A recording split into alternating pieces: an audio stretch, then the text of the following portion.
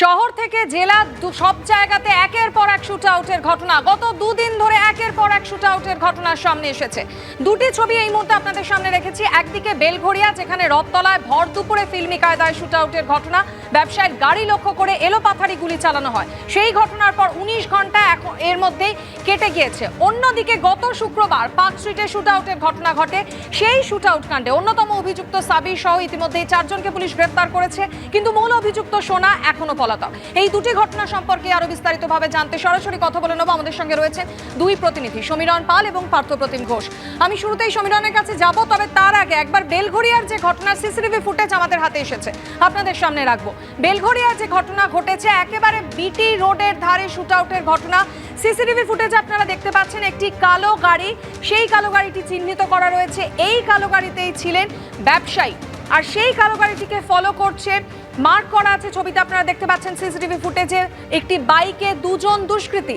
তারা এই কালো গাড়িটিকে ফলো করতে থাকে, এমনটাই অভিযোগ করেছেন ব্যবসায়ী।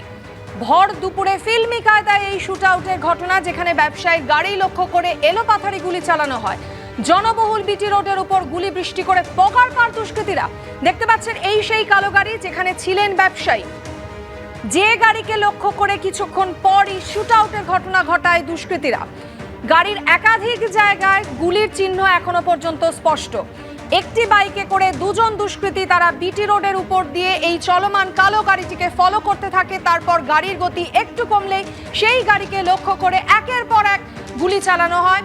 দুষ্কৃতীরা এখনো অধরা, ঘটনায় 19 ঘন্টা পেরিয়ে গিয়েছে। এই ঘটনার সম্পর্কে আরো বিস্তারিত জানাবেন আমাদের প্রতিনিধি সমীরণ পাল আমাদের সঙ্গে রয়েছেন। সমীরণ, 19 ঘন্টা কেটে গিয়েছে, এখনো পর্যন্ত পুলিশ কাউকে ধরতে পারেনি। পুলিশি তদন্ত এই মুহূর্তে ঠিক কোন পর্যায়ে রয়েছে? মাধুরী, তোমাকে বলি যে সিসিটিভি ফুটেজের সূত্র ধরে তুমি বলছিলে যে সিসিটিভি ফুটেজে যে ব্যাপারটি দেখা যাচ্ছে যে দুষ্কৃতীরা কোন পথে পালালো। ঘটনাটি ঘটলো ঠিক বিটি রোডের রথতলার যে ক্রসিং, ঠিক তার পরপরই একটি পেট্রোল পাম্পের কাছে। তারপরে দুষ্কৃতীরা বাইকে করে বেলঘড়িয়া থানা পেরিয়ে বাঁদিকে টার্ন নিয়ে তারা যায় নীলগঞ্জ রোড ধরে। এরপর নীলগঞ্জ রোড ধরে তারা একেবারে জনবহুল ফিডার রোডকে বেছে নেয়।